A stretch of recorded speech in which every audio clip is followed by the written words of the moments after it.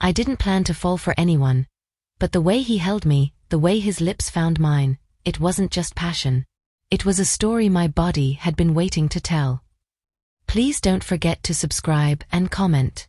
And one request, please always keep smile on your face.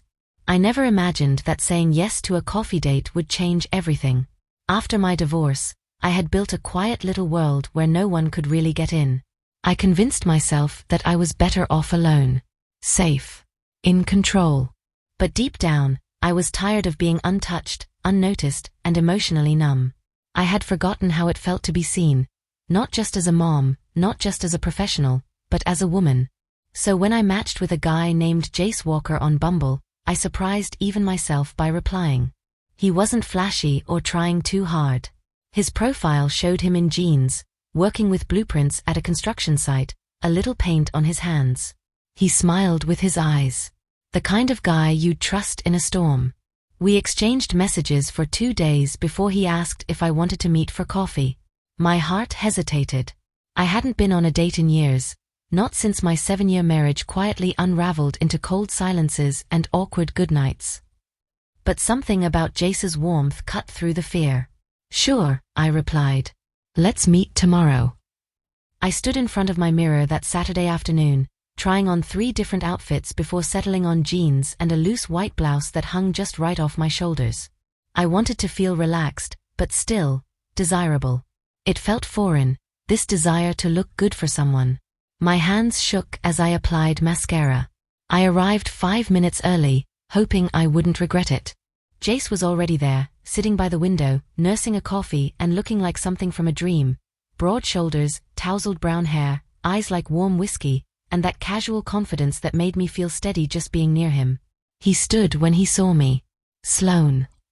His voice was soft, deep. I nodded. You guessed right. He smiled. You have a beautiful name. The compliment was simple, but it slid under my skin and warmed me from the inside. We ordered drinks. He got mine right, oat milk vanilla latte, and sat at a corner table.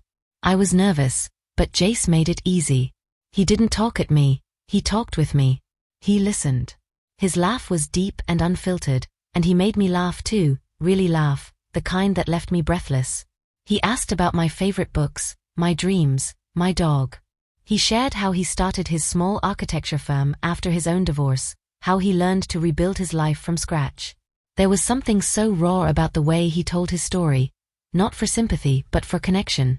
We ended up walking to a nearby art gallery, then grabbing tacos from a food truck, then sitting by the lake, watching the sun lower behind the water like it was waiting for us to notice how beautiful everything could still be. When he reached for my hand, I didn't pull away. I was nervous, he confessed, rubbing his thumb across my knuckles. I almost cancelled. Me too, I said softly, but I'm glad I didn't.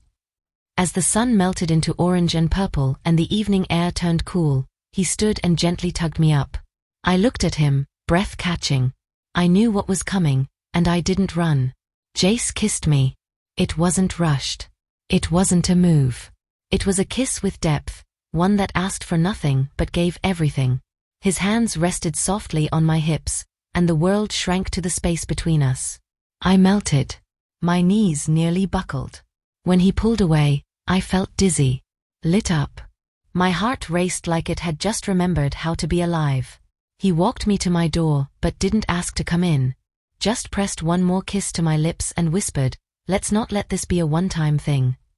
That night, I lay in bed staring at the ceiling, smiling like a girl who had just touched the stars. I hadn't expected it to feel like this. I hadn't expected anything, really. But Jace made me feel like I was brand new. We didn't see each other again for 3 days. I wanted to play it cool, but I kept checking my phone like a teenager. When he texted, "Dinner on the rooftop. I want to see you under the stars," I almost cried. That second date was even better. Rooftop wine, live music in the background, and a view that couldn't compete with the way he looked at me. We danced, just the two of us, no one else in our little corner of the sky. He held me like I was fragile and fierce all at once. The third time we met, it rained.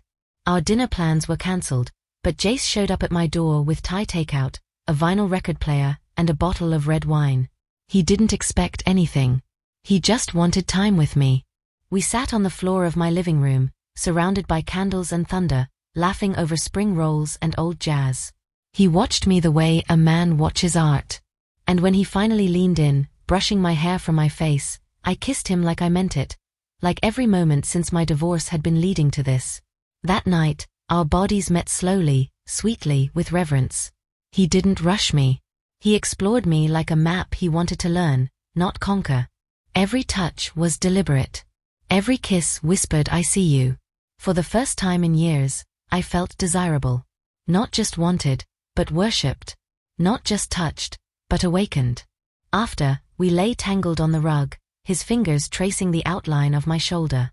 The storm outside had quieted, but something inside me was roaring. "I forgot what this felt like," I whispered. He kissed my forehead. "Me too."